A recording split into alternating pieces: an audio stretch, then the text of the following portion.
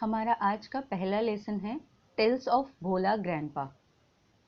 इसके ऑथर हैं मनोज दास। मनोज दास एक बाइलिंगुअल अवार्ड विनिंग राइटर हैं जिन्होंने उड़िया और इंग्लिश में कई सारी छोटी कहानियां और नॉवेल्स लिखे हैं। भोला ग्रैंडपा की कहानी एक बहुत ही मज़ेदार कहानी है जिसमें भोला ग्रैंडपा यानी कि भोला दादू के बारे में कहानी लिखी गई है। भोला ग्रैंडपा की खास बात यह है कि वो बहुत ही जल्दी छोटी छोटी चीज़ों को भूल जाते हैं। उनकी सरलता और भूलने की बीमारी इस कहानी को और भी अधिक रोचक बनाती है। इस कहानी में भोला दादा के द्वारा किए गए कई सारे मज़ेदार कारनामों का वर्णन है जो उनके खुद एक नज़दीकी या करीबी व्यक्ति कह सकते हैं वो करते हैं। कहानी की शुरुआत कुछ इस तरह होती है। उनके करीबी कहते हैं कि भोला दादा और उनकी पत्नी हमारे ही गांव के पश्चिमी भाग में रहते थे। उनका घर यानी कि उनकी झोपड़ी एक बहुत बड़े बोकुल ट्री से ढकी हुई थी। उस बोकुल ट्री पे बंदरों का एक पूरा दल रहा करता था, पर दादा और दादी को उन बंदरों से कोई परेशानी नहीं थी।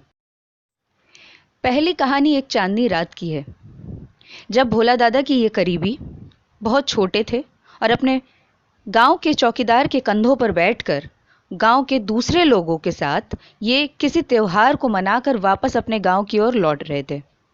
अचानक भोला दादा के चिल्लाने की आवाज़ सुनाई देती है। रास्ते में सभी चल रहे लोग चौंक जाते हैं, थोड़ी देर रुकते हैं और इंक्वायरी करने के बाद उन्हें पता चलता है कि भोला दादा त्योहार में यानी उस पार्टी में अपने पोते के साथ गए थे। वापसी के समय वो अपने पोते की उंगलियों दबाए हुए थे, पर कुछ देर के बाद उन्हें कोई दूसरा व्यक्ति याद दिलाता है कि उन्होंने हाथों में क्या दबा कर रखा है। तब उन्हें याद आता है कि उनके हाथों में उनके पोते की उंगलियां थीं, पर अब वो पोता नहीं है और उनके हाथ बस यूं ही मुट्ठी बंधे हुए हैं। ये याद करके दादा अचानक चिल्लाते हैं और सभी लोग घबरा जाते हैं।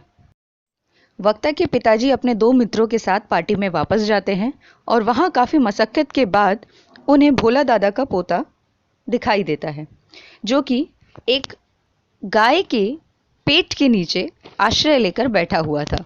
वक्ता कहता है कि उसे और एक मज़ेदार घटना याद आती है। यह घटना उसे उसके पिताजी ने बताई थी। यह घटना एक बारिश वाले दोपहर की है। भोला दादा अचानक से बहुत ही उत्साहित होकर चिल्लाकर वक्ता के पिता को और कुछ दोस्तों को बुलाते हैं और कहते हैं कि उन्होंने एक समुद्री डकैतों के दल को देखा है। उन्होंने देखा है कि वो दल समुद्र के किनारे, उनके गांव के समुद्र के किनारे एक बड़े से बक्से में कुछ बालू के टीले में दफना रहे थे। ये सुनकर वक्ता के पिताजी और उनके मित्र मिलकर चले जाते हैं उस छिपे हुए जाने को ढूंढने। शाम बीत जाती है, रात बीत जाती है और आधी रात के समय जब लगभग सियारों की आवाज़ सुनाई देनी शुरू हो जाती है, तब दादाजी ये कहते हैं, ये कन्फेस करते हैं कि उन्होंने जो देखा था वो असली खजाना नहीं था, बल्कि जब वो दिन में आराम कर रहे थे तो ये उनका एक छोटा सा सपना था। भोला दादा की एक और साहसिक घटना जो कि उन्होंने सुंदर वन में की थी, उसका वर्णन वक्ता करता है।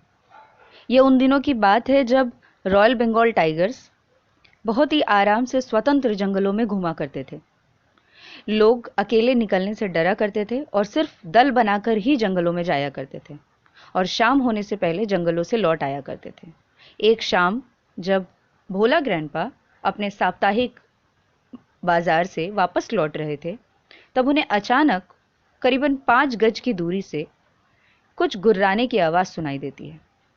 जब वो पलट कर देखते हैं तो उन्हें दिखाई देता है कि एक बाघ उन्हें सामने से देख रहा है।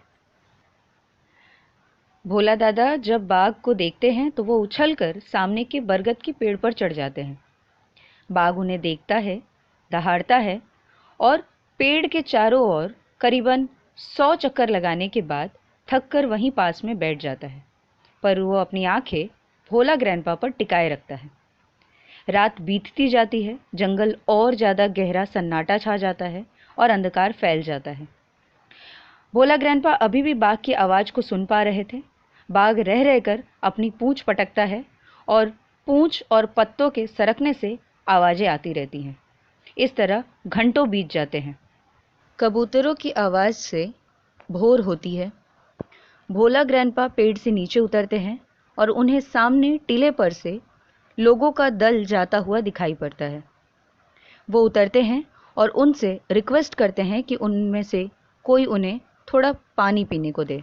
लोग भोला ग्रैंडपा को देखते हैं और उनके पीछे खड़े उस बाघ को देखते हैं जो बड़ी बेसब्री से उनका इंतज़ार कर रहा था।